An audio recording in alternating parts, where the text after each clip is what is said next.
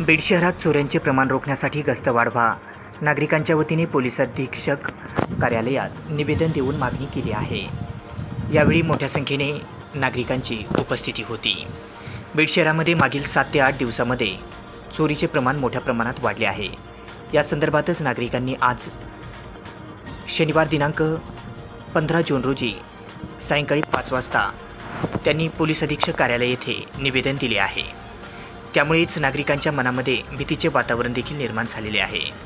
बंद असलेली घरे मुख्यतः चोरांच्या रडारवर असतात. माणसांना बांधून दरोडा टाकतात. कोणाचीही भीती न बाळगता बिनधास्त चोऱ्या करत असून पोलीस प्रशासन याची कसल्याही प्रकारची भीती न बाळगता चोऱ्या होत आहेत.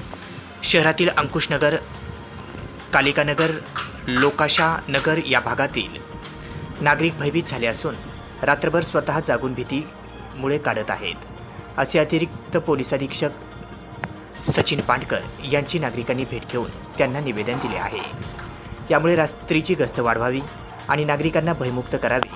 यावेळी अंकुशनगर, कालिकानगर, लोकाशानगर या भागातील नागरिक यांच्या 100 ते 150 सह्या असलेले निवेदन नागरिकांच्या वतीने अतिरिक्त पोलीस अधीक्षक सचिन पांडकर यांना दिले आहे.